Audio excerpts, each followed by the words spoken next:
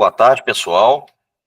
Hoje é dia 25 de março de 2025 e a gente está aqui na nossa famosa e maravilhosa internet, em mais uma live da FENIV para a gente tratar dos assuntos aqui do nosso segmento. Primeiro, né, a gente vai dar uns avisos.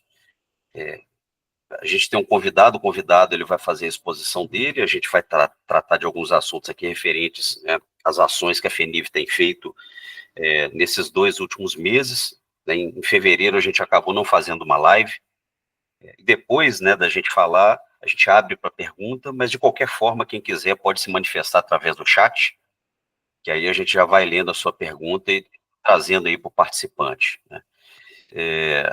Vamos tentar responder o máximo possível, né, as perguntas de vocês. Caso a gente não consiga responder, vamos anotar aqui para a gente poder depois passar para vocês. Tem muito assunto aí que está pegando fogo. Eu tenho certeza que o Bate-Papo FENIV vai ser um fórum onde vocês vão conseguir trocar ideias conosco e trocar ideias com outros colegas sobre o que está incomodando vocês aí no dia a dia. E hoje, né, conforme o desejo da nossa vice-presidente Adriana Castro, nós trouxemos aqui Marcelo Dúlio Saturnino, ex-PRF, apesar que a PRF não sai do coração, né, Saturnino? É verdade. Ex-membro da Câmara Temática de Assuntos Veiculares, né, por vários anos, colega do Enio, e hoje ele é o proprietário, é o executor, é o participante, é o convidado lá do Bisuário do Trânsito, né? Então, ele vai depois passar o recado para vocês e sigam, comentem, participem, porque a gente tem que seguir as pessoas, a gente tem que colocar em evidência as pessoas que estão preocupadas com a segurança viária aqui no Brasil. É um assunto que, infelizmente, é deixado de lado aqui por tanta gente, até por nós mesmos, né, pela sociedade, pelas autoridades. A gente tem que colocar isso em evidência e trazer essas pessoas, valorizar as pessoas que vão, que estão buscando, né, até com a missão de vida, de reduzir esse cenário alarmante que a gente tem no trânsito do Brasil, né? E vocês que fazem inspeção veicular, vocês fazem parte disso, porque se a gente faz uma inspeção bem feita, a gente vai reduzir a falha mecânica, e a falha mecânica é responsável por cerca de 5%, talvez mais, né? A gente até fala que é muito mais do que 5% das causas de sinistro de trânsito. Mas eu não vou tomar mais o tempo de vocês, não, porque vocês já me escutam muito. Eu já vou passar a fala para o nosso colega, que respondeu prontamente ao nosso chamado, né, Marcelo Saturnino. Muito bem-vindo, Marcelo, obrigado aí.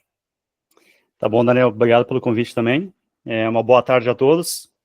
Marcelo Dúlio Saturnino, ou simplesmente Saturnino, para a maioria, embora o Enio me chame de Marcelo, e podem me chamar do que quiser.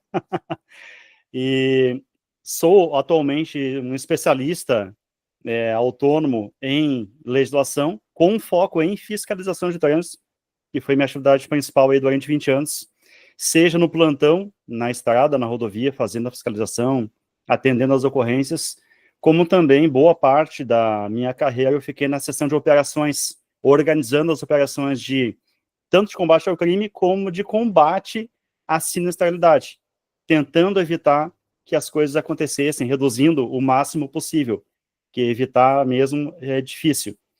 E nesse caminho de 20 anos, eu representei a PRF por alguns anos, em torno de 2 anos na Câmara Temática de Engenharia e Sinalização, e mais uns 6, 7 anos na atual CTVAT, que é a Câmara Temática de Assuntos Veiculares, Ambientais e Transporte Rodoviário, antigamente somente CTAV. Lá que eu conheci o Enio, mais alguns colegas talvez estejam assistindo aqui, em algum momento o Daniel também, acabou se cruzando aí pelo caminho. Eu também representei o Brasil na delegação do Brasil no Mercosul, no SGT3, que é o subgrupo que trata da harmonização das normas em relação à construção de veículos no Mercosul. Fiz parte até 2023, que foi o ano que eu me aposentei após 35 anos de serviço, 20 na PRF. E também, até hoje, embora tenha me aposentado, eu faço parte da equipe de instrução da PRF, que mesmo aposentado a gente pode seguir fazendo parte. e faço parte da Junta de Recursos e Infrações da PRF no Rio Grande do Sul. E, além disso, por incrível que pareça, a minha atividade em relação aos meus pares, tanto instrutores quanto os outros especialistas que ainda estão na pista, especialmente os grupos de fiscalização de trânsito e transporte, eu tenho contato direto, ainda mantenho meu apoio nas dúvidas, até porque eu estou um pouquinho mais livre agora que os meus outros colegas, então a gente segue nessa batalha para tentar aí reduzir ao máximo os danos que a imprudência ou que a falta, que a imprudência também está relacionada à falta de manutenção, né? O negligente, o imprudente, e é isso que a gente tenta atacar em várias frentes. E, inclusive, a frente que vocês atacam é a mesma que a nossa, só que por aspectos diferentes. Vocês um pouco mais, tecnicamente, a gente um pouco mais de improviso, o pessoal da fiscalização, mas ambos atuam conjuntamente. Depois que eu me aposentei, eu segui com o meu aplicativo, eu tenho um aplicativo da fiscalização chamado Bisuário, desde 2020, desde 2003, aliás, fazem 22 anos, porque na época não existia nada, nenhum apoio ao fiscalizador. Então, no momento que eu cheguei na pista, eu só tinha o CTB na mão, algumas centenas de resoluções fora de ordem, muitas portarias, muitas instruções normativas, muitos memorandos internos. Resolvi, diante dessa visão que eu tinha, dessa dificuldade, organizar a coisa e fui montando ali o bisuário, que é um conjunto de bisus, né, um termo militar, que eu fui da Marinha há quase 10 anos, e de lá eu trouxe esse termo aí. Isso foi ajudando aos agentes da PRF e fora dela também. E aí, com o tempo, aquele PDF meu que passava de mão em mão virou um aplicativo, e hoje temos um aplicativo aí para Android e iOS. E o canal, né, que a Adriana aí citou no começo, onde eu tento enfocar a fiscalização, como dela deve ser feita da forma correta para o agente, e também focando naquele proprietário que quer andar certo, que quer saber como é que se faz para não ter problema nem de autuação e também nem de um sinistro. Então ele vai lá e entende como é que é. Então isso tudo faz parte aí do meu conteúdo de fiscalização. E, inclusive, tem bastante coisa sobre modificações e transformações. Então, a resolução 916 ali está presente muito no meu canal e também muito no meu aplicativo.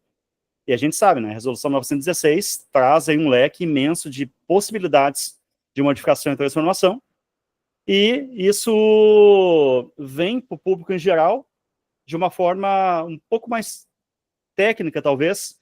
Então, a gente acaba, como eu falei ontem com o Daniel, acaba separando o nosso público, que é o fiscalizado, em alguns grupos diferentes. Eu tenho aquele grupo que ele sabe como é, o que ele pode modificar, o que ele não pode, e ele vai lá fazer a regularização. Ele vai ele espera, ele não é ansioso, ele vai no Detran, pede autorização, embora alguns Detrans isso funcione de forma esparelha, né? Nem todo Detran trabalha de forma igual, mas, via de regra, como é o Detran do Rio Grande do Sul, eu tenho que chegar com o carro lá, não modificado ainda, vou pedir autorização, ganho, dependendo, né, se é aquela modificação estiver relacionada no anexo 4 e 5 da 916, altero, faço a inspeção lá na ITL, o CSV vem para o sistema e eu regularizo. Mas nesse público temos uma subdivisão também, que é aquele que permanece regular, e aí eu vou abordar ele, vai estar lá, alteração na suspensão, digamos que seja uma alteração mais antiga, a altura do farol baixo até o chão, tantos centímetros, eu meço lá, tá tudo certo. Ou o caminhão lá que alterou a inclinação, tá tudo certo. Mas tem aquele que é um mais esperto que os outros, que vai usar isso como um cheque em branco. Ele tem lá a modificação no documento, e ele olha assim, pá, mas aqui não está dizendo muito bem, só está o número do CSV, alteração da suspensão, lá no CRLVE, eu vou dar mais uma levantadinha, no caso do caminhão, vou dar mais uma baixadinha no caso do carro. Ou seja, eu vou usar aquele cheque em branco para dar mais uma alterada. Esse talvez seja o pior público. Mas, lá atrás, na outra subdivisão que eu fiz, tem o público também que não conhece. Ele é o cara que acha que está fazendo certo, que comprou uma Kombi, aí botou um pneu lá na frente, aí alterou o pneu original também para um mais largo, aí tirou uns bancos, pensou assim, vou pescar final de semana, vou tirar esses bancos, mas ele é leigo, não sabe que esse tipo de alteração na lotação precisa de uma autorização, de um rito, tudo, né? Então, nesse grupo, a gente tem o que não sabe e o que realmente, para ele, tanto faz. Como a fiscalização, né? O Enio é um grande crítico disso. A fiscalização não tem perna para tudo, ele conta com a sorte. Ele está lá no interior do, sei lá, do Ceará, de Minas, Mato Grosso, e ele vai seguir andando daquele jeito alterado, sem regularizar, porque ele sabe que é uma vez na vida, outra na morte, que vão abordar ele.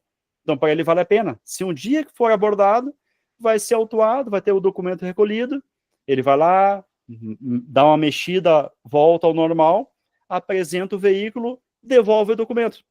A chance do raio cair de novo 2 vezes é muito pequena. Então, ele segue assim. Então, o que eu quero dizer com isso? Que a parceria da fiscalização com a inspeção é a sinergia total. Vocês nos dão a segurança que aquela modificação foi corretamente feita, que o veículo não vai apresentar mais riscos do que o normal, e a gente garante que os veículos que passaram por vocês vão continuar daquele jeito, e os que não continuar, eles vão ser obrigados a voltar aí na inspeção para fazer novamente. E aqueles que não fizeram de jeito nenhum, se quiser continuar assim, vão ter que fazer. Então, a gente atua como uma espécie de filtro aí de quem fez e quem não fez. Então, é muito importante nesse ponto aí. O que eu ia falar mais? O que acontece? Um problema agora que a gente tem, que é na fiscalização a bordo do veículo. Tá lá, o veículo chegou, eu notei de longe que é uma infração visível, então ele se torna um alvo da minha fiscalização. Abordei, vejo que está modificado. E é lá no documento, tá lá, modificação tal, CSV número tal. E aí começa a novela. Nem todo agente tem como consultar o CSV. Então, vamos hipoteticamente, PRF. PRF, tranquilo, o pessoal já está, inclusive, foi um trabalho meu, de umas colegas, de introjetar isso no pessoal. Então, abordei veículo, vou lá no portal de serviço Senatran, consulto, seja no celular, seja no computador, ou peço via rádio ou via telefone para o colega lá da unidade operacional consultar, ele vai me mandar o CSV em PDF. Eu vou abrir, vou olhar as fotos do veículo e vou ver, poxa, a foto está de um jeito, mas aqui está de outro. Então, houve a modificação. Vou autuar pelo artigo 230, inciso 7º do CTB, que é veículo com característica alterada, recolho o documento e ele que se vire. Aí tem 2 opções. Ou ele corrige, volta na ETL e acrescenta aquela modificação novamente, ou então ele volta à condição original. E para isso ele vai ter também que voltar na inspeção para fazer ali o retorno da condição original. Só que tem outro problema. A PRF, beleza, mas pega um agente municipal do interior que não está acostumado com esse tipo de fiscalização, ele fica perdido. Ele vai abordar o veículo, sabe que está errado, e ele fica vendido, porque ele nem sabe exatamente o que é um CSV para começo de conversa. Aí se eu entro com a palavra CAT ainda, com a sigla CAT, aí sim que zebrou, né? CAT, CSV, o que é isso e tal. E então a coisa fica complicada pelo lado da fiscalização. E quando a gente fala do CSV 2016 para baixo, aí sim. Pois nós temos o CIS-CSV, o sistema piorou mesmo, né? Exato. Aí acabou. Algumas pessoas têm o acesso ao CIS-CSV, vai entrar lá, só que não vai conseguir ver o CSV. Vai conseguir ver só o escopo da inspeção. Foi sistema de iluminação, que podia antigamente, agora não pode mais. Era a suspensão, era isso, era aquilo. Então, pelo menos dá um norte. Mas aí, quanto mais para trás, mais difícil fica a fiscalização.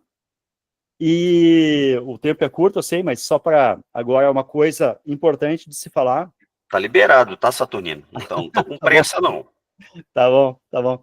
Você tem 1 hora, Saturnino, não brinca assim, não. Uma coisa também além da consulta, que para nós dificulta bastante, Quer dizer, ficou até mais fácil a partir de 2016. Então, quem sabe quem conhece a ferramenta tá bem mais tranquilo. Mas tem uma coisa ainda que é complicada. Eu sei que para vocês também deve ser uma complicação. Quem trabalha com inspeção tem lá um quadro de funcionários, alguns mais safos, outros nem tão safos. Em alguns locais roda mais o pessoal. Tem o pessoal da geração mais nova também, que não está muito, assim, com a concentração muito lá em cima, né? Então, acontece. Às vezes eu consigo achar o CSV, agora está resolvido. Aí eu vou ler, é muito rasa a descrição do que foi modificado. Então, nem sempre eu tenho condições, às vezes a foto também não fica legal, fica um pouco de longe e tal, a descrição é muito rasa e eu fico ali com um dilema. E agora, o que eu faço? Autuo ou não autuo? E aí, como para fiscalização, né, em dúbio para o réu, então acabo liberando às vezes, mesmo achando que não deveria ter liberado, mas porque eu não tenho um embasamento ali para saber se realmente aquela modificação ali é a modificação que foi autorizada. E a gente tende a ser bastante criterioso nesse caso. Obviamente que cada órgão tem uma filosofia interna, cada agente de fiscalização também tem uma altura da régua. Alguns a régua é bem baixa, a régua é bem em cima. Então, qualquer coisinha que fuja ali é autuação, ele vai ter que regularizar, voltar na inspeção. Então, são as coisas que hoje dificultam a fiscalização. É a consulta e, quando consegue a consulta, é a quantidade de informações ali para o agente que tem no CSV. E lembre, assim, lembre não, né? Uma constatação nossa. O CSV hoje não é só uma formalidade, né, para a ITL. Eu acho que ele tem que ser entendido como uma ferramenta, então, para a ITL também, aliada à fiscalização. Então, quando eu emito o CSV, eu tenho que pensar assim, pô, a gente vai olhar isso aqui. Então, se eu colocar pouca coisa, vai ser ruim para mim, porque o agente não vai detectar a falha. E aí a coisa vai andar. E aquela pessoa vai andar o resto da vida assim. Né? Temos casos aí de modificações que foram feitas há 15 anos atrás. É quase impossível o veículo ficar assim por 15 anos. Alguma coisa ele vai modificar no caminho. E essa modificação invalida o CSV que foi feito. Certo? E é bom que esse veículo volte para checar outras coisas. O freio, suspensão, por exemplo, com alguns meses, já pode modificar totalmente. E aí, a gente chega no ponto que é uma lástima, sim, é uma lástima total. Lá na CTVAT a gente expunha isso, só que a CTVAT, ela é uma câmara, ela é uma câmara de conselheiros, digamos assim. Então, mesmo que todo mundo ali pense pró-segurança viária, como é o meu caso, o caso do Enio, o caso de todo mundo que estava lá, nós só aconselhamos o rei. Então, pensando como um conselheiro do rei, né, que é o diretor do senador, a gente aconselha. A coisa vai, só que passa por muitas etapas antes. Então, o que chega lá realmente publicado pode ser uma coisa totalmente diferente do que foi pensado na CTVAT. Então, são os problemas que a gente encontra aí no dia a dia. Acho que é isso que eu estava falando, né? Você não dia a dia aqui. Olha só, você falou uma coisa aqui muito interessante, muitas coisas interessantes, né? Porque, às vezes, o santo de casa ele não faz milagre. Então, talvez se eu fale, se a Adriana fala, se o Luiz ou o Enio falam, é uma coisa. Alguém de fora do segmento que fala a importância do CSV e a importância da nossa atividade para a fiscalização é algo muito rico para a gente, importante. Né? Há 2 anos atrás, aproximadamente, nós estivemos lá no IPEA, em Brasília, numa apresentação sobre resultados da década, né, de ação para redução de lesões e mortes. Né? E lá eles fizeram uma apresentação com as principais causas de sinistro de trânsito no Brasil. Isso coisa de uma década, né? Uma década aí para trás. E aí o expositor ele falou o seguinte: não, esses aqui são os cinco primeiros motivos de sinistro, sendo que esses 5 são comportamentais. E aí depois, na minha parte da pergunta, eu levantei a mão e falei assim: olha, São 6 motivos de sinistro que são comportamentais. O 6º, ele é a falha mecânica, que é exatamente o que você disse. A falha mecânica, ela pode acontecer, né, por um acidente, né, pode ser algo que pode ocorrer. Em geral, ele acontece por falta de manutenção. A confiabilidade em sistemas de segurança de um veículo é uma confiabilidade muito alta. Então, acontece o sinistro, acontece a quebra de um componente de segurança porque não fez manutenção. E a gente tem o nosso papel de deixar isso muito claro para a sociedade. E é claro que a gente tem apoio da Polícia Rodoviária Federal, que, a gente fez um comentário em off aqui no início, que é infelizmente, né, e eu tenho coragem de dizer isso, uma das poucas instituições do Brasil que realmente faz um trabalho sério em prol, né, da redução de sinistro. Isso com todas as limitações que tem, tá? Então, eu agradeço, né, o Saturnino, isso que você está falando, mas eu não queria te atrapalhar, não, porque eu fiquei empolgado aqui com as questões. E a Adriana, com certeza, tem muito a falar aí também, né, Adriana? Primeiro eu queria falar, Saturnino, é um bordão, tá? Mas eu te amo. Eu falo isso para as pessoas que, de fato, eu amo mesmo. Mas olha só, hoje a gente sabe que, primeiro, que a gente, como organismo de inspeção, a gente atua num percentual muito baixo da frota de veículos, né? A gente tem uma estimativa aí de 1% da frota de veículos que sofre algum tipo de modificação, transformação, uma interferência. Mas de anos para cá, alguns anos para cá, as informações do veículo, aquelas que vão para o campo de observação, elas foram perdidas com o tempo, né? Foram perdidas dentro de atualizações. Muito bem lembrado. No Renavan. E aí a gente tem aqui uma falta de consenso no porquê o CSV ele é tão importante no momento de uma fiscalização, de uma abordagem. Primeiro porque algumas modificações, elas são visuais, né? O veículo, a partir do momento ali que ele parou numa fiscalização, facilmente é percebida uma modificação que ele tenha. E ali, em confronto com o documento, vai saber se aquilo foi regularizado ou não. Nesses casos em que o veículo apresenta uma modificação e o campo de observação não tem, é o momento que vocês buscam o CSV? Se no momento de uma fiscalização... Vocês PRF, tá, Saturnino? Vocês PRF, Você continua ainda... Você é o cara que está eleito, né?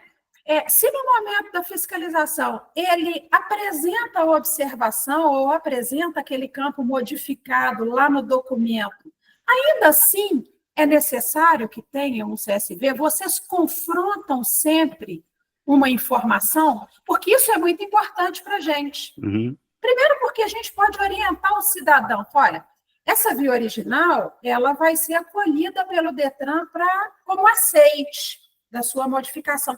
Mas sempre tem uma cópia para facilitar no momento de uma fiscalização. Ele não é um documento de porte obrigatório, mas isso facilita para um momento de abordagem, seja da PRF, seja de uma fiscalização municipal.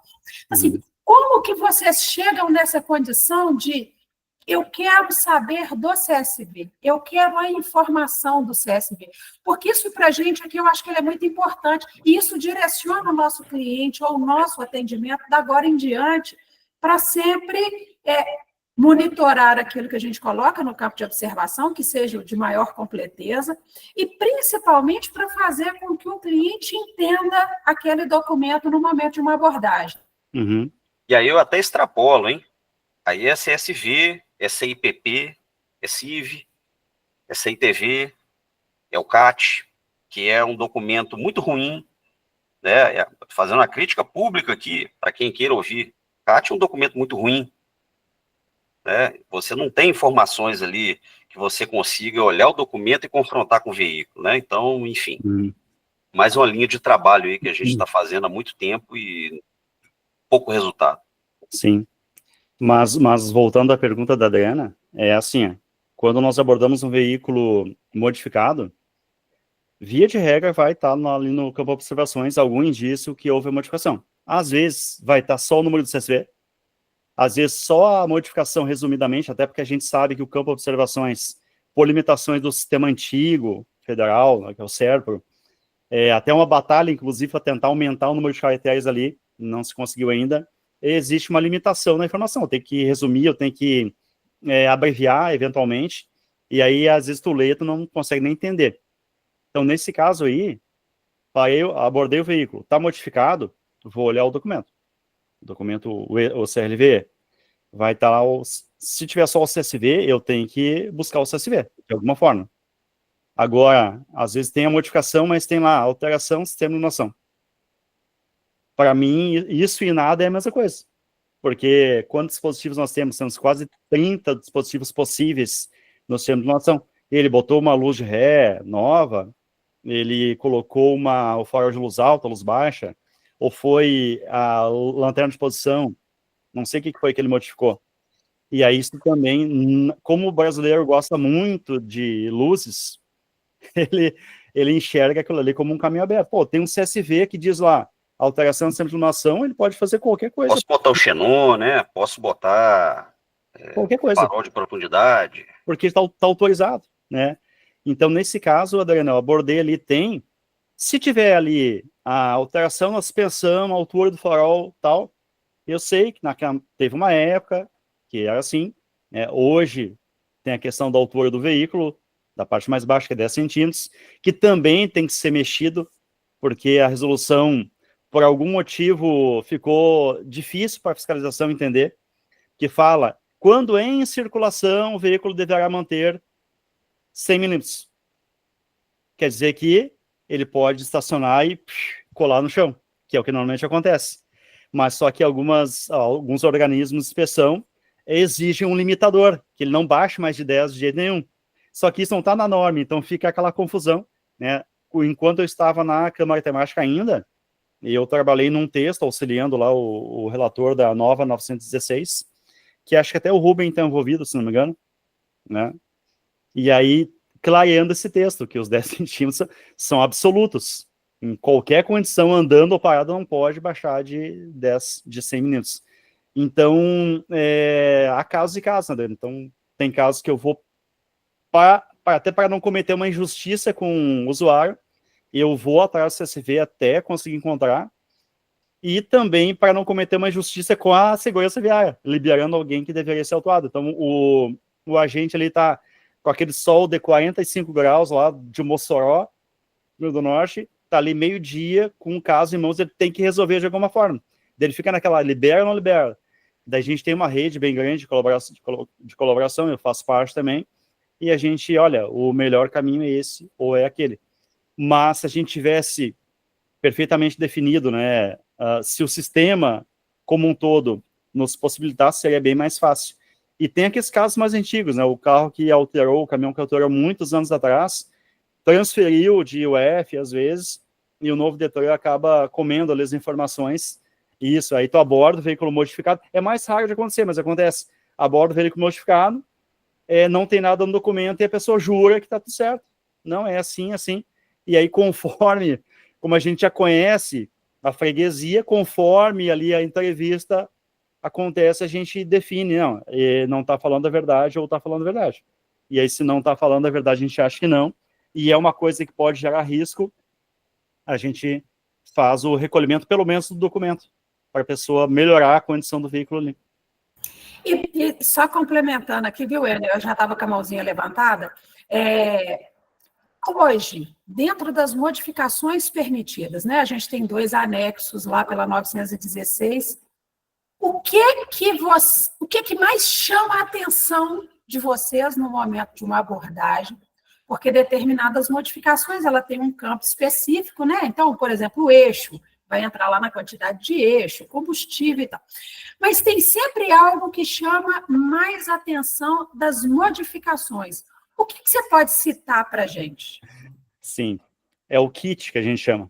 O kit luz, kit LED, suspensão, película preta, que embora seja uma modificação relacionada no anexo 5 lá, não é exatamente uma modificação, mas beleza, e escapamento. Quando se trata de, não veículo pequeno, até que não acontece tanto, mas o caminhão, acontece bastante. Então, se eu olho lá, vindo lá, para-brisa preto e um LED, eu já sei que vai ter suspensão e eu já sei que vai ter escapamento. Porque o pessoal, ele é um conjunto, ele passa no acessório lá, e aí olha o caminhão, o carro do amigo dele, e eu quero ficar igual. E aí a gente já sabe, já começa a preparar ali os 5 autos de infração, né? Eu brinco muito com meus alunos, já vai preenchendo ali a BR, a data, para economizar tempo, porque com certeza o resto vai estar preenchido quando abordar o veículo. Então, Marcelo, obrigado por ter tocado nesse assunto aqui da película. Há poucos dias aí eu fui chamada de visionária demais, porque a 916 ela traz a condição da película. E eu falei assim, eu quero inspecionar a película. Aí falaram assim, não, Adriana, a película já está demais. Você acha que é uma informação importante de se colocar na observação do CSV, de que o veículo apresentou-se para inspeção com modificação da suspensão, modificação da iluminação e película com determinado grau de transmitância? Vamos lá. O Brasil está na década de ação, né, a redução do mortes. Então, aparentemente, a gente quer, sério, ou quer parecer sério. Então, se eu for lá na Europa, por exemplo, ou em alguns estados... Para quem está escutando, tire suas conclusões do que o Saturnino vai dizer. Estamos sérios ou, né, estamos querendo aparecer assim? Ou a gente é sério ou a gente não é. Então, se eu for em alguns estados dos Estados Unidos, lá diz, película nos lados dianteiros ali, passageiro, onde eu tenho que olhar o retrovisor, não pode. Ou tem um limite X que é obedecido. Para trás, tranquilo, é mais escuro. Aí tu pega aí uma imagem do Google Street View lá da Alemanha, na Inglaterra, vai ver todos os veículos estão escuros atrás, tranquilo, e claros na frente. É um padrão. Aqui não, aqui é tudo escuro, mesmo não podendo. E a gente acaba fazendo uma vista grossa contra isso, a favor disso. Só que a dimensão do problema da película não é tão pequena assim. Se eu pego, eu sei que muita gente usa aí, deve estar torcendo o nariz, na PRF é a mesma coisa também. Então, internamente, a gente tem aqui, começa a falar em película, mas a viatura tem, eu ando no meu carro, não quero nem saber. Só que é coisa de um pensamento pequeno, não adianta. A película atrapalha de várias... A regra tem que ser cumprida, né? Exato. Se a regra não funciona, mude a regra. Exatamente, ou então larga de mão. Então, não vamos ter mais regra nenhuma. Então, a película trabalha de várias formas. Uma delas, claro, é a visibilidade. Todo mundo que tem película sabe disso. Que botei uma película 5% para andar de noite é um problema. Para estacionar num estacionamento subterrâneo do teu prédio, num hotel, do mercado, também é um problema. É um problema quando eu estou andando de noite e acendo a luz interna. Eu não enxergo nada, porque a claridade interna é maior, exatamente. E tem um outro problema que pouca gente fala, que é o seguinte, normalmente quando eu vou sair de uma rua menos movimentada, uma rua mais movimentada, eu costumo olhar quem está vindo. E antigamente eu conseguia olhar por dentro do carro e ver que tinha uma moto vindo atrás. Hoje não dá. Hoje é como se fosse um ônibus na frente. Tu tenta olhar assim, eu vou olhar para ver se dá para passar. E aí tem um carro parado com película, tu não consegue enxergar nada. E às vezes o carro está na tua frente, está criando a para do trânsito. E aí o que acontece? A terceira luz de freio, o brake light, foi criado lá há muitos anos atrás. Uma das ideias era essa, que no anda e para do trânsito, eu conseguia se enxergar pelo vidro do carro da frente o brake light do outro carro. Por isso que ele fica numa posição mais elevada também para chamar mais atenção e possibilitar. Hoje não adianta, porque a norma disse que pode ser 0% atrás, no para-brisa traseiro. Então, o meu retrovisor interno eu posso jogar fora, não precisa mais, que é 0%, 0 a 0. E eu também não consigo aproveitar o brake light do veículo da frente. Então, são várias consequências em cascata que chegam. Se isso não é relevante para a inspeção, eu não sei o que é. Né? O Enio quer comentar e depois eu queria falar uma coisa. Vamos lá, Enio. Então, Marcelo, como é que está o entendimento da Polícia Rodoviária Federal nas fiscalizações quando eu vejo um veículo que foi modificado e não tem o CSV, ou tem o CSV, mas a modificação é diferente daquela, como tu já citaste aí. Uhum. Esse veículo, ele é recolhido os documentos e liberado sem o CSV, ou estão exigindo o CSV para essa correção, ou retorno à condição não original, né, mas a condição anterior do veículo. Vamos lá, o que acontece? Abordei. Quando eu abordo o veículo, eu tenho 3 opções como agente fiscalizador. Uma delas é que a pessoa regularize no local. Está lá no artigo 270 do CTB. Se a irregularidade for sanada no local, eu posso liberar o veículo. Acontece muito nas UOPs. Então, abordei lá um caminhão com a suspensão elevada. Então, eu pergunto, e aí, condutor? Ou aí, dono do caminhão? Consegue regularizar aí até o final da tarde? Aí dá aí 4 horas, 5 horas para regularizar. Tá, mas se não regularizar, vai para o pátio. Ah, então eu regularizo. Aí, assim, milagrosamente, sempre dá para dar um jeito. Nem sempre, né? Às vezes dá, às vezes não dá. E aí regularizou, vai ser liberado. Por quê? No momento que foi regularizado, eu sei que o Leno está pensando assim, poxa, mas tem que voltar para fazer o CSV de retorno. Seria o ideal, né? Então, a maior parte das vezes, o que acontece? A gente vai recolher o documento do veículo e dar um prazo para regularização. O que é a regularização? Ele ir lá, emitir um novo CSV e permanecer com a modificação, ou ele fazer o retorno à condição original. Só que eu confesso que nessa parte, talvez, pensando em já resolver a coisa mais rápido, é bem possível que a maioria dos policiais, dos agentes, não se preocupe com esse retorno à condição original. Ou seja, ele não vai exigir um CSV de retorno, que eu acho que deveria acontecer. Então, nesse ponto, ainda a fiscalização peca um pouquinho. Então, a pessoa vai voltar com o veículo, vai estar ok, tirou o LED lá, colocou a suspensão. O LED não, porque daí era só uma troca de lâmpada, bem mais tranquilo. A suspensão voltou ao original, para nós já está ok, já liberou, ou já tirou do pátio, de repente, se for fazer no pátio. Então, isso é uma coisa que teria que ajustar. Não sei se é essa a tua intenção, Enio. Não, é essa mesmo, Marcelo. Inclusive, eu acho que esse assunto deve ser levado ao Inmetro, porque quando o cidadão vem para nós fazer um CSV, a exigência é tão grande que assusta esse pessoal. Então, nos assusta tanto e nos afasta tanto da sociedade que a própria fiscalização, tentando fazer com isso ande, ela não exige o CSV. E se fosse mais fácil para esse cidadão corrigir o problema ou retornar à originalidade, enfim, que a gente não estivesse tão amarrado nas exigências dos RTQs do Inmetro, talvez isso facilitasse para o trânsito, para a fiscalização e para a sociedade. Muito obrigado pela resposta, Marcelo. Valeu. Bem, Saturnino, de tudo que a gente tem falado aqui, um assunto que a gente tem tratado tem bastante tempo, talvez aí lá para 2019, 2018, é a questão da transformação digital. A gente não está mais lá no mundo das cavernas, né?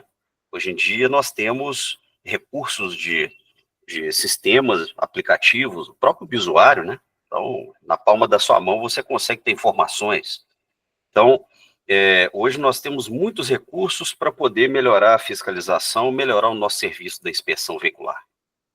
E cada vez mais a gente está levando, né, as autoridades, eu digo Inmetro, Senatran, a NTT, as possibilidades da gente desenvolver o nosso processo, a gente usar cada vez mais um checklist eletrônico, a gente ter possibilidade de tirar informações dos diversos dados que a gente gera, né, todo dia, que isso esteja no banco de dados, que isso ajude de alguma forma, tanto a fiscalização quanto a tomada de decisão das autoridades aí para a segurança viária.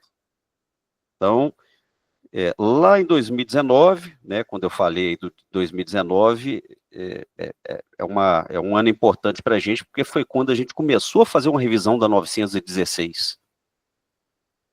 E lá naquele período, né, a gente teve reuniões, inclusive, no Rio Grande do Sul, com o SERPRO, o FENIV, o pessoal aí do Grupo Renavan.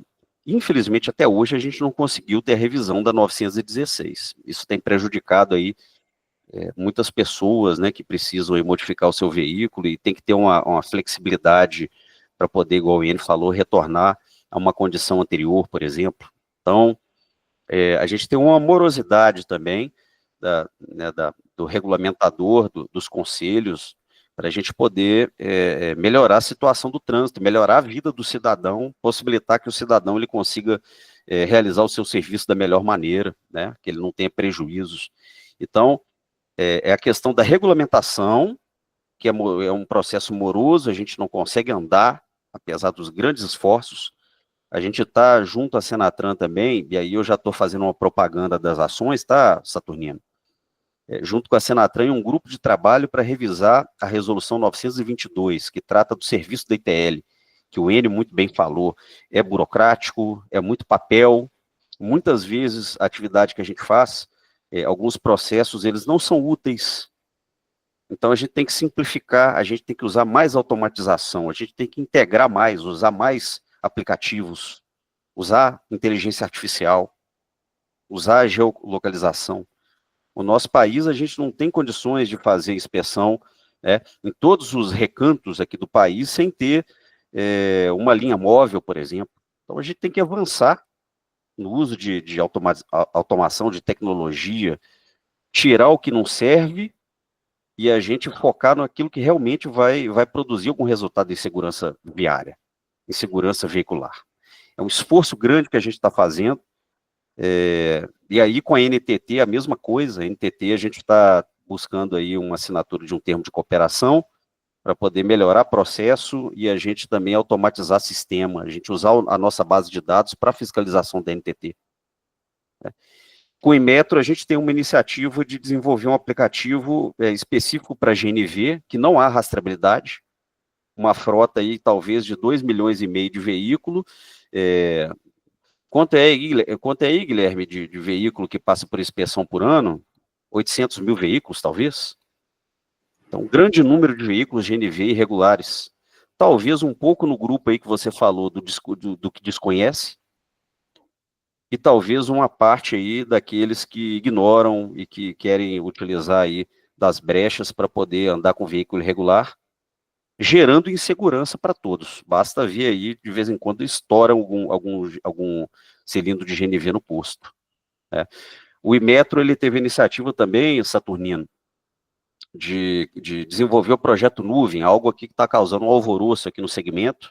Está todo mundo aqui correndo, junto aí com as associações, com as TIs, para fazer uma mudança de paradigma, que é uma alteração do conceito, né, que para você ter acreditação, você tem que ter controle de tudo, e de fato não é isso que vai resolver. Você tem que ter, né, dados, informações, estatísticas. A filmagem agora, ao invés de pegar aquele detalhezinho, que muitas vezes não agrega valor à fiscalização, a gente está trazendo para a câmera panorâmica, que vai visualizar o processo inteiro por completo, de forma contínua, e o Inmetro vai conseguir visualizar esse vídeo praticamente em tempo real. Então, isso é um avanço na fiscalização, isso é transformação digital, que o segmento aí está devendo há muitos anos, e que com certeza a gente vai avançar, vai melhorar a transparência, a robustez do processo do segmento, e vai melhorar também a fiscalização, que para quem entrou aí há pouco tempo na reunião, a fiscalização da Polícia Rodoviária Federal, das polícias estaduais, da NTT que seja, ela tem que andar de mão dada com a inspeção veicular. Porque, às vezes, quando está na rua, o veículo já está com a falha mecânica, vai sofrer algum dano e vai causar um sinistro. A inspeção, você já vai conseguir verificar a falha mecânica antes dele ir para a rua e sofrer um acidente, um sinistro. Então, é uma ferramenta que é usada no mundo inteiro para poder fomentar a manutenção da frota e evitar sinistro com falha mecânica. A gente tem que valorizar, a gente tem que fazer o nosso trabalho bem feito e cada vez mais estar junto aí da PRF, da Senatran, do Inmetro, da NTT. Adriana? Eu quero só complementar aqui o gol feito, né? A torcida. Marcelo, algumas considerações. Hoje, se a nossa inspeção ela focasse em informar, com critério informativo ao condutor, ao proprietário do veículo, que determinado requisito é não conforme, mas aquilo fosse liberado pela ITL, você acredita que há um impacto disso na fiscalização? Ou seja, tira da ITL aquele papel de só reprovar, reprova e o cara tem que arrumar para retornar, porque isso é uma discussão nossa. A inspeção ela não é bem vista ou é bem quista pelo cidadão, porque a gente tem aquele dedo apontado. Olha, essa lâmpada está queimada, vai, arruma, volta, que eu vou te aprovar. Para ele ter um certificado. Se isso hoje fosse diferente, se a gente só apontasse e ficasse da responsabilidade do proprietário, do condutor, esse reparo para depois poder trafegar em via pública. Você vê isso como uma boa condição, principalmente porque vocês vão pegar isso mais na fiscalização. Isso consegue ser responsabilizado diretamente lá o proprietário, o condutor, eximindo a ITL dessa falha pós-inspeção. E se hoje você tivesse que dar um conselho para as ITLs, hoje aqui a gente tem um público falante, né? Você viu que todo mundo doido para perguntar. Se você tivesse que dar um conselho hoje para as ITLs, para a gente melhorar a nossa condição do lado de cá, o que você aconselharia a gente? Qual que é a visão que você tem que a ITL deve melhorar para facilitar a fiscalização? Vamos começar pela primeira pergunta, né? Em relação ao se eu devo ou não, ao invés de reprovar na inspeção, apenas apontar ali o que deve ser melhorado. Seguinte, já são poucos que vão fazer a inspeção, e são muito menos ainda que vão ser fiscalizados. Então, a probabilidade desse veículo que passou pela ITL, que seria o momento de corrigir as falhas, ser abordado novamente, é muito pequena. É coisa de 1 em 1000, talvez. Um milagre, né? Tem que acontecer um milagre. Quase um milagre. Quase como acertar na Mega Sena. Mas, por outro lado, eu também entendo que as pessoas acabam ficando um pouco com medo do processo da ITL, de já ir com aquela predisposição, não vou passar, e aí vou ter que remarcar para outro dia lá, e eu moro longe, porque na minha cidade não tem ITL, eu tenho que ir para outra cidade, e eu tenho que pagar de novo, eu tenho que entrar na fila de novo. Então, meu conselho para as ITLs, se eu fosse reescrever o sistema, eu teria digamos que o veículo chegou lá e está com uma lâmpada queimada.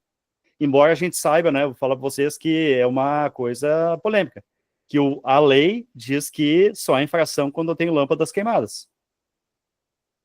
Porque qualquer um de vocês pegar o carro agora, segundo o artigo 26 do CTB, o condutor é o responsável pelos equipamentos e pelas boas condições do veículo na hora de sair, e combustível suficiente. Então, posso checar meu veículo agora, andar 100 metros e ser abordado pela PRF, porque eu estou com o farol queimado. Pode queimar o farol enquanto anda. Aliás, é assim que vai queimar, né? Eu acho que com o carro desligado ele não vai queimar, né? Por isso que lá, quando escreveram no CTB, disseram, a infração é lâmpadas queimadas, no plural.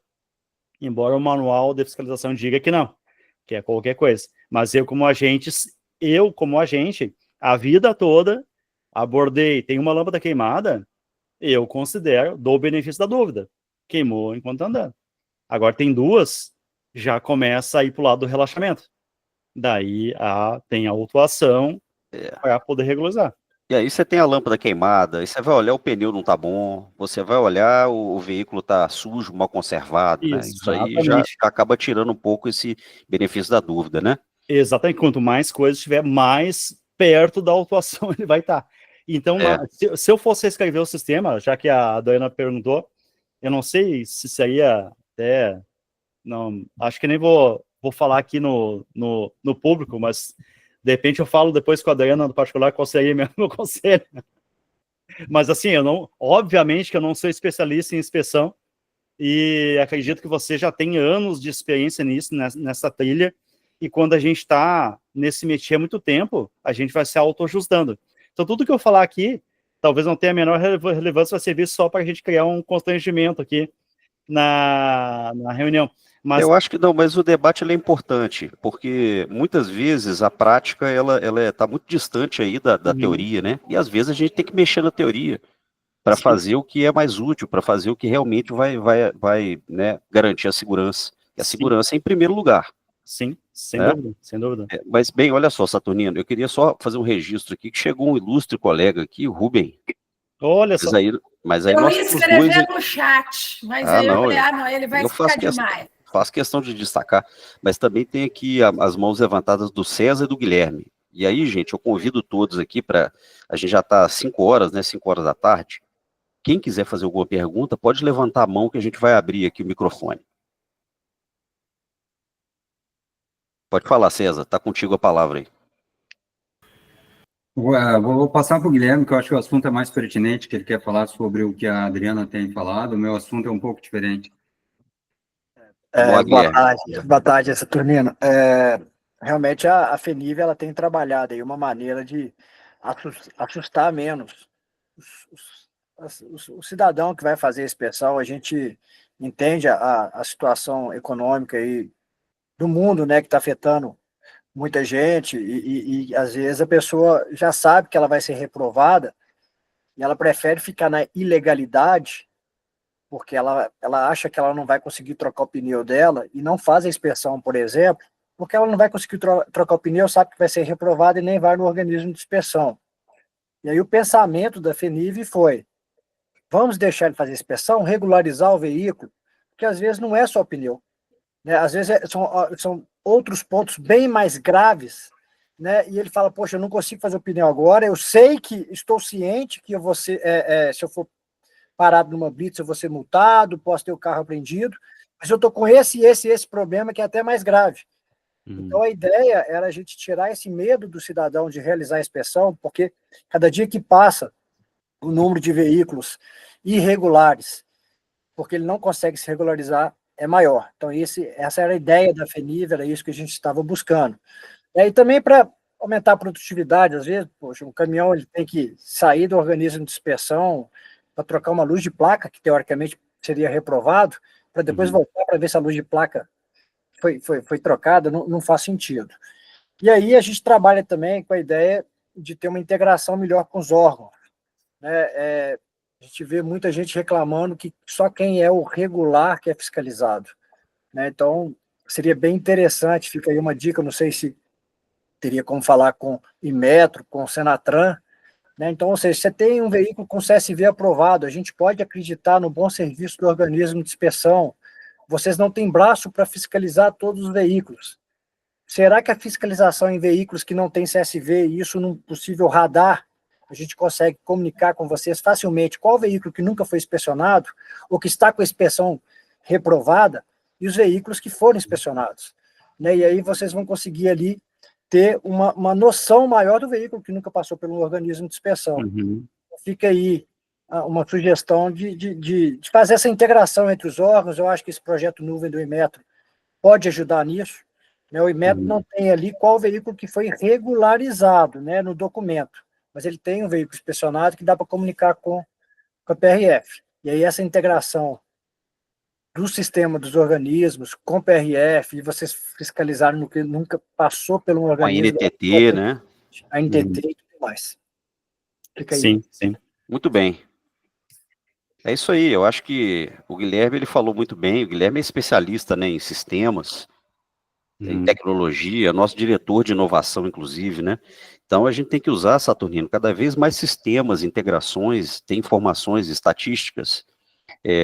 Os organismos eles geram todo dia uma base muito rica de dados. E a gente tem que usar isso. Isso tem que ser usado para alguma coisa. Né? Sim. Bem, se me permite, Daniel, bem rapidamente, só para fazer uma réplica ao que o Guilherme disse, a fiscalização da PRF, ela é altamente democrática. Então, não interessa que veículo que é, qual o valor do veículo. Inclusive, a gente gosta muito de veículos mais caros, porque, especialmente os que vieram originalmente com RAM flat, porque é batata de não ter de trocar por pneu comum.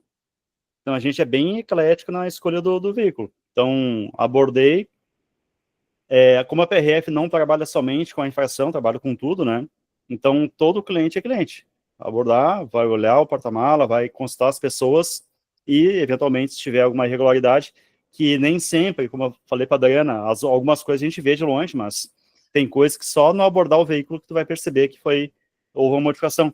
Tipo, a retirada dos bancos, por exemplo, que é uma coisa que quando passou, tu vai ver. Ou nem ver, se o filme estiver muito escuro. Então, no caso da PRF, a gente é bem eclético. Abordou, é modificado, vamos olhar o documento. O emblemático é aquele caminhão com a suspensão traseira elevadíssima, né? Isso, só que assim, a gente pensa assim, que o mais chamativo, que é o mais problemático. Às vezes, aquele que tu não vê, que tem modificação, que é o problema. Abordou o carro, tá lá com um turbo que eleva a potência em 50%. Só que o cara tá com o mesmo freio original, tá com a mesma suspensão, mesmo tempo de direção, tá com tudo igual, com 50% mais. Ou seja, é uma bomba relógio. E se ele botou mais potência, não é só para ultrapassar, ele botou para correr mesmo. Então esse talvez seja pior do que o caminhão com a traseira elevada em certas condições. Então por isso que a gente aborda todo mundo e passa ali a rede. Isso aí. César, Marcelo, aí nós vemos que o pessoal está remapeando o carro, turbinando o carro, e aí o Detran nos trava e nós deixamos, então, todo mundo na ilegalidade. Em vez de a gente trazer, vamos abrir a porta, uma frestinha, o pessoal entrar e a gente poder ver freio, suspensão, etc., nesse veículo turbo, não pode turbinar. Então, nós não fazemos inspeção e acham que esses veículos não estão remapeados, turbinados, com nitro e etc. Então, é isso aí que a gente tenta, né, convencer os especialistas. Aí, Enio, aí vem o papel da informação que eu falei para você. A informação que sai da inspeção ela é importante, porque você tem o histórico do que aquele veículo tem. Tá? A gente pode melhorar, a gente deve melhorar o nosso processo. Tem muita coisa para a gente fazer, mas aí é uma equação complicada da gente fechar. Né? Mas é muito importante usar os dados que a gente tem. Quer comentar aí, César? Um outro assunto referente à fiscalização, né? Essas caminhonetas aí hoje, quando tem capota de fibra, de fácil remoção, o documento está como carroceria aberta. Isso aí dificulta a fiscalização de vocês? Como é que funciona? Todos os dias a gente recebe ali no grupo de instrução perguntas desse tipo. Então, a própria 916 já dá mais ou menos uma diretriz lá nas observações, que quando a capota pode ser removida sem ferramentas, ela é uma carroceria aberta. Então, é como uma capota marítima, é o exemplo mais clássico, mas a capota de fibra também. Tem a borboletinha lá, então, para o agente, ele olhou ali, viu que dá para remover sem ferramentas, ok. Agora, para esse todo no serviço especializado, daqui a pouco a fibra está junto ali com a gabine, está fundido de uma vez só pintado ali e tal, aí é uma carroceria fechada. Tem mas realmente, né? Aí a nossa interpretação, não foi? Não foi o que a gente debateu há pouco tempo atrás aí? Sim, né? tem isolamento, precisa de ferramental, uma pessoa sozinha não tira, já configurou fechada, né? E um outro detalhe também que eu falo, pessoal, uma instalação de algum dispositivo de iluminação interno também, ele vai ter que fazer um rabicho do chicote ali para colocar lá, já é uma coisa mais complexa também. É um indício que não é assim, mais uma carroceria. Porque se ele colocou uma extensão do chicote para iluminação interna, ele já está dizendo lá, eu não tenciono tirar essa aí. Inclusive o brake light. Exato, o brake light também. Sim, o brake light. Uhum. Precisou levar mais coisa ali para trás, mas respondeu, César, ou não? Sim, é uma dúvida que eu tenho, né? Porque antigamente era considerado aberta quando era uma estrutura de ferro com lona ou coisa desse tipo, e fechada. Mas é que nem o Marcelo disse, ele coloca aquilo ali e vai andar sempre com aquela carroceria fechada, né? Então, eu acho que eu não concordo com essa lei aí. Eu acho que se é a carroceria fechada, tem que colocar a carroceria fechada. Sim, sim. De fato, o que a 916 nos diz é bem por cima. Acaba ficando na conta do agente decidir o que é o que não é. E aí esse espaço do que é o que não é, que é o meio ali, a parte nebulosa, é muito grande. Então ele pode ser abordado pela PRF e ser liberado. E amanhã ele é abordado pela Polícia Militar e vai ser autuado. Ele fica, poxa, mas me disseram ontem que podia. Então a gente tem que definir exatamente até para vocês, né, quando chegar na inspeção lá, também tem a mesma, o mesmo veredito que a fiscalização teve, porque todos estão olhando para o mesmo lugar, para o mesmo ponto de referência. E hoje o nosso ponto de referência ele fica andando, é que nem atirar num prato, né? Voando ali, eu vou ter que mudar meu ponto de vista a todo segundo.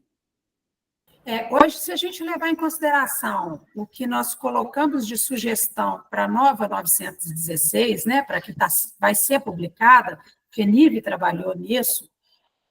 Oremos para que seja publicada logo. Nós estabelecemos bem essa definição, porque o princípio da portaria 85, né, que trouxe a condição da capota, portaria essa revogada nos revogaços, é que se instalada uma capota e ela fosse removível, ela teria que ter o CSV, constar que ela era removível e continuaria com carroceria aberta. Se ela não fosse de fácil remoção, seria fixa, passaria a ser fechada. Mas o texto da portaria 85 saiu mal escrito, dando margem à interpretação errada. E arrastou isso para dentro da 916. O que eu posso dizer é que, na nova, nós corrigimos o texto. Então, se sair bem escrito, certinho, do jeito que a gente propôs, não vai dar esse problema. Eu quero voltar só na questão do room flat, porque isso é uma recomendação que eu dou quando eu treino o pessoal de ECV, o veículo saiu originalmente com room flat, se ele quiser colocar pneus convencionais, levando em consideração a resolução 913, o veículo vai ter que ter sido projetado com local apropriado para condicionar um pneu step. E isso é uma coisa que talvez ela não seja observada por nós aqui quanto ITL. A gente olha a condição do pneu. Se ele está dentro do TWI, se ele está aprovado, se ele está em condição de rodagem, né, tal. Mas as condições, se ele foi modificado de room flat para pneu convencional, rodado convencional, talvez não seja uma observação nossa. E aí, agora a gente precisa voltar aqui para dentro de casa e olhar assim, poxa, isso a gente vai passar a olhar também para colaborar com o processo de fiscalização?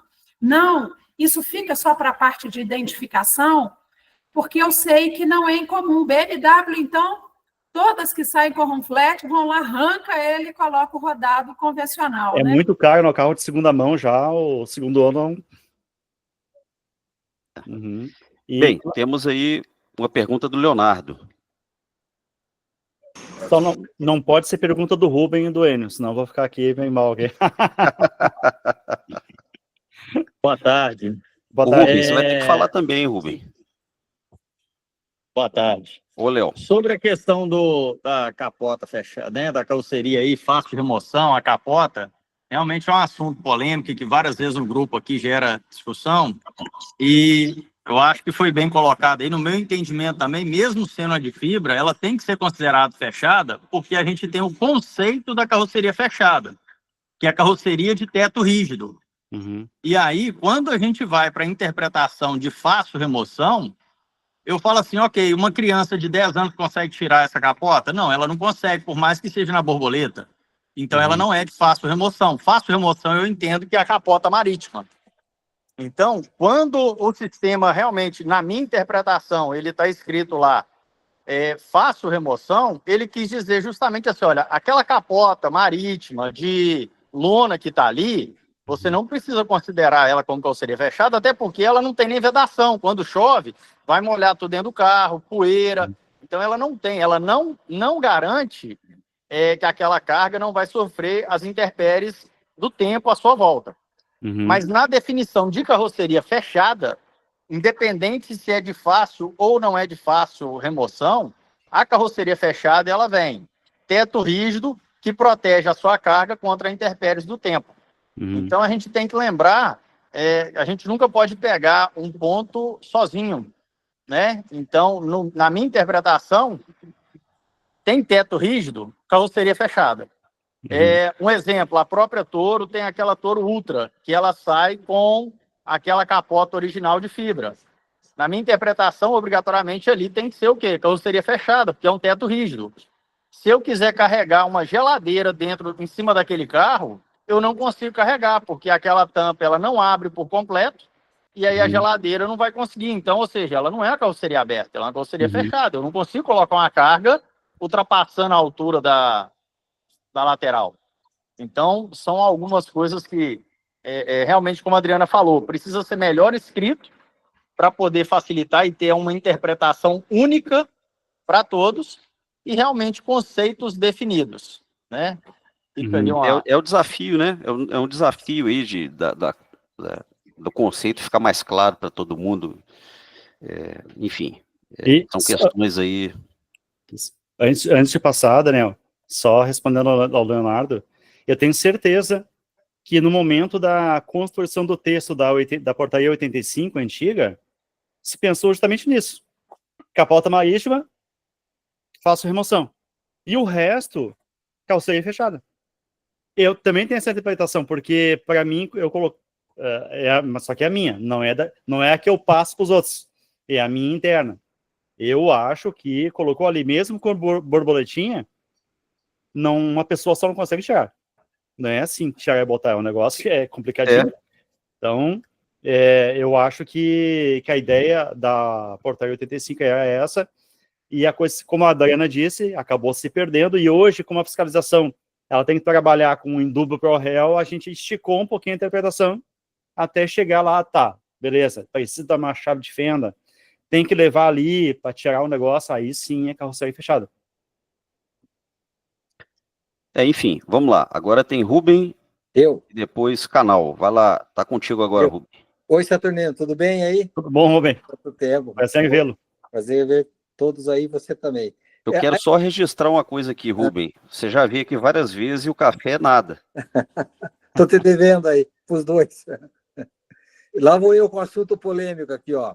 As concessionárias não estão cobrando pedágio do eixo suspenso, certo? O que tem acontecido? Todo mundo está pondo suspensor em todos os eixos da carreta. Mas olha só, quando você deixa só o eixo da carreta no chão e levanta o último, ultrapassa o 3,5 metros previsto na resolução 882. Então, o certo seria botar suspensor na carreta, teria que ter CSV, né? Por quê? Porque as carretas estão andando com 5 metros do balanço traseiro, porque deixa só o eixo do meio no chão. Então, talvez tenha que pensar nisso aí. Sim, verdade. Inclusive, mesmo antes do advento da gratuidade para o eixo suspenso, já existia carreta com suspensor no último. Até de originalmente mesmo, original. Sim. E nunca se parou para pensar nisso, né? Inclusive, tem um caso interessante. Assim que eu entrei na polícia, um colega meu, 2 meses de polícia, ele abordou um truque com o eixo levantado. E ele fez a medição, deu 4,5 metros, 4,70 metros de balanço e levantou. E na época foi assim uma comoção. Não, tá errado. O balanço é do último eixo até a traseira. Daí nós conversando, mas tem lógica, porque se ele dobrar a esquina ali apertadinha, aqueles 4,70 metros vão varrer todo mundo. Vai varrer o carro, a bicicleta, o pedestre. Então o balanço tem que ser considerado do eixo que está no chão. Só que isso não está escrito, né? Bom, vamos lá. Canal. Eu queria reforçar um pedido que eu fiz para o presidente da FENIV, para o Everton, acho que na última reunião que eu participei, que foi o sistema de peticionamento da PRF, ele não permite uma interação entre a ITL e a Polícia Rodoviária. Né? Você fala o SEI? O SEI, isso, SEI-PRF. O CPRF ele permite outros requisitos. Ele, se tivesse como a gente abrir um canal para nós lá, conversar com a PRF, expor nossos estudos aí, para deixar registrado, ele não existe. Então, eu estou só reforçando esse pedido para nós atender essa demanda nossa aí da ITL. A gente tem bastante questão aí de está o Enio aí, o pessoal faz o CAT aí, o Demoliner, eu vi que estava agora há pouco esse pessoal, eles tentam resolver o problema já lá no início, na fabricação. Então, a gente precisa, muitas vezes, da fiscalização logo depois da fabricação para melhorar, né? Evitar que ele chegue na ITL já cheio de problema, resolver eles lá no início, lá no CAT. Isso aí. Beleza. Legal, tá anotado aqui. A gente sempre tem que melhorar, buscar melhorar a comunicação, né, com as entidades, nos aproximarmos mais das entidades. O SEI, ele é uma ferramenta importante, uma ferramenta que tem ajudado a gente muito. Eu lembro que teve uma época que eu tinha que ir lá na Senatran protocolar o papel, né? Então você tinha que ir a Brasília, ou então pedir para alguém lá protocolar o papel. E aí veio o SEI e resolveu essa questão. Mas realmente não é uma ferramenta interativa. E aí a gente tem que buscar, assim, desenvolver esses canais aí para poder trocar ideia, para poder melhorar interpretações, né? Tá certo. Quer comentar algo, Saturno? Acabei aqui atropelando. Não, na verdade, quando a gente tem um problema sistêmico como esse de comunicação, eu acho que a aproximação pode ser feita já por cima, tanto via Câmara Temática, Senatória, quanto própria diretoria a coordenação de área de operações da PRF, em Brasília, e a divisão da fiscalização de trânsito, que vem abaixo. Então, imagina, vocês são parceiros nossos, na fiscalização, né, e na inspeção ali, trabalhamos, corremos junto, por mesmo lado, e na hora da gente conversar, vai ser pelo peticionamento, né, complicado, aí não funciona. Então, acho que essas coisas mais assim, tem que ser tratadas mais ali, tete a tete. Bem, pessoal, o tempo já se alongou, a nossa ideia é todo mês, então, a gente encontrar para poder conversar um pouco, são sempre muitas questões. O Saturnino trouxe para nós aqui um pouco da experiência dele como policial rodoviário federal, e hoje ele está à frente aí do bisuário. Então entrem depois, eu coloquei no chat aí para vocês aí, sobre o bisuário de trânsito. Então tem um canal lá no YouTube onde vocês podem acompanhar, e tem um aplicativo também. Então é um parceiro que a gente está aí se aproximando, e a gente quer cada vez mais trocar ideias e ter interface aí com outros santos, né, fora de casa, igual a gente fala que o santo de casa não faz milagre, né? Então, temos que nos aproximar dessas pessoas que estão preocupadas, de fato, com o trânsito e colocam o trânsito e a redução de sinistro como uma missão de vida, né? Então, isso é importante. Vocês fazem parte disso e a gente tem que cuidar muito bem disso, tá? Vamos ser breves, porque a gente tem que finalizar, tá, pessoal?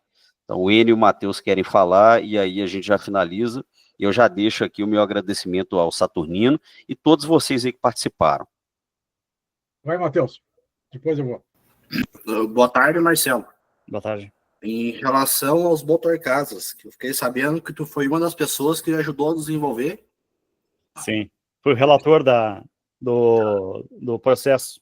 O que está acontecendo? Tem empresas ITLs que estão fazendo CSV sem CAT, abrindo portas, janela, fazendo uma cesariana, tá? Aumentando a lotação, mudando posição de banco de mesa, e estão aceitando. O que vocês têm a falar sobre isso? Uhum, e tem como chegar essa mensagem na PRF aí? Não, o que acontece? Antes da nova resolução, a 738, acho que é, não me recordo agora. 743, isso, errei por 5. Não existia mais, né? Era uma coisa em extinção o motorhome, porque era bastante complicado até para aquela modificação mais simples, se exigia o CAT, e a gente sabe que existia um grande mercado também, e o CAT é muito caro, todo o processo é complicado, é caro, não é para muito poucos. E aí, na Câmara Temática, buscou-se simplificar o processo, só que, como eu falei em algum momento aqui da live, a Câmara Temática, ela aconselha o pleno lá do CONTRAN e tal, os conselheiros, como deveria ser. E a coisa vai andando, né? O que eu sinto hoje? Que foi, mas não foi. Ficou no meio do caminho. Porque, como o Enio disse lá um pouco antes, a gente estava conversando, o Matheus também, quando eu tenho uma modificação mais simples, que não interferem na estrutura, como é o espírito do anexo 4 versus anexo 5, tranquilo, cai no anexo 5, eu faço um CSV, porque não vai ter uma modificação tão profunda assim. Mas no momento que eu corto coluna, abro porta, instalo outras Ancor, outros equipamentos dentro do veículo que podem voar ali no caso de um sinistro, eu tenho que ir para o anexo 4, o processo mais criterioso, que é o do CAT. E na resolução não ficou bem definido isso aí. Na resolução, na verdade, ficou, no final das contas, na publicação final, ficou tudo como CSV. Então, a gente tem aí uma exigência de esparelho em cada estado. Tem estado aí que vai dar autorização, vai seguir, vai passar na inspeção e vai virar um motorhome do jeito que for. E tem estado que é um pouco mais criterioso, que não vai passar nem da autorização, na verdade, da primeira fase. E então, eu acredito que já é a hora também de uma revisão da 743, que já está bem antiga aí, e a gente viu que está tendo problema. Com relação à PRF, ela vai olhar lá, se tem um CSV, tem um CSV. Quem não conseguiu o CSV porque esbarrou na exigência do UNCAT, vai estar andando irregular. E eu vou dizer para vocês, embora seja um público que não nos cause muita dor de cabeça, o cara que tem, a pessoa que tem um motorcasa, geralmente não é aquele cara que corre, ele é menos problemático. Tanto que se a gente pegar as estatísticas, relacionar ali quantos sinistros aconteceram envolvendo motorcasa, vamos encontrar alguns, mas poucos. Mas a maioria nem foi motorcasa o causador, foi só um participante ali no sinistro. Então acontece, quando a gente aborda alguém, motorcasa, fez a conversão, tá ali no documento, tá no documento. Pronto, marca o código, marca a modelo versão lá, tá ok? É um caminhão motorcasa, é um ônibus motorcasa, uma caminhonete motorcasa, dependendo da classificação final. Para nós tá ok, passou pelo processo. Ah, mas tem uma escada, tem um não sei o quê.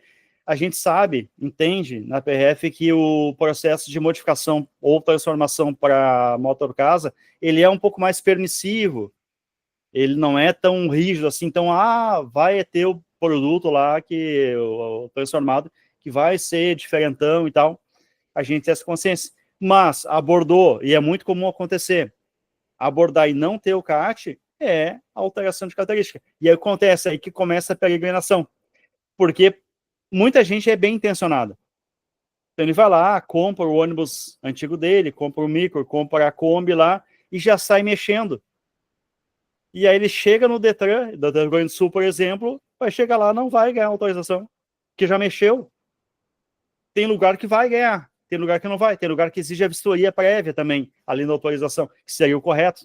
Me apresenta o veículo aqui. Tá, o que quer modificar o quê? Transformar em motorcasa. Ele vai lá no anexo 5, no caso, ou 4. Tá, é permitido, então tá aqui a autorização. Mas o negócio não tá redondo. Eu aposto que vocês têm esse problema em alguns estados, que o carro já... Sim, sempre tem, né? Sempre tem a bola quadrada. É isso mesmo. Olaine, você quer comentar para finalizar? Não, só finalizando, então, eu acho que, comentando o que o Marcelo falou, cabe muito aos Detrans essa orientação, né? Porque o Detran dá autorização e aí o cidadão sai fazendo tudo e depois esbarra no técnico da ITL. Aí nós que somos os vilões, os chatos, os xaropes, e aí o cara vai, então, e tenta de qualquer forma resolver o problema dele, ou vai andar ilegal. Então, mais uma vez, o que eu digo, a gente tem que ser mais brando, de repente, e trazer todo mundo para a legalidade. Ter a regra clara do jogo, o que pode, o que não pode, né, para que todo mundo possa fazer a mesma coisa. Marcelo, desde já te agradeço aí, foi um prazer te ouvir e te rever aí. Espero que nos próximos dias em Brasília a gente se veja novamente. Um abração, muito obrigado aí. Abraço a todos. Obrigado de novo aí, Marcelo. Marcelo, eu não posso deixar de agradecer, tá? Nem quis levantar minha mão, não, que eu ia interromper mesmo. Essa live era a live dos meus sonhos. Você foi um nome que eu apostei nele desde o começo, eu te sigo mesmo. Muito obrigada. E olha, se não tiver nada para fazer, chama a gente. para a gente poder falar mais, treinar mais, aprender mais. Ah, a gente adora falar, adora conversar. Porque para a gente aqui é um prazer, tá? Muito obrigada. Valeu, valeu. Obrigado, pessoal. Obrigado, Saturnino. Obrigado aí a todo mundo que participou aí. Depois a gente vai colocar Valeu, esse pessoal. vídeo aí para outras pessoas assistirem. Tá bom. Valeu, valeu. Obrigado. Daniel. Boa tarde para vocês aí. Espero ter correspondido aí. Ótimo, maravilhoso. A gente conversa aí, vamos conversando. Como diz Tá os certo. mineiros, né, Daniel? No- Mais da cota.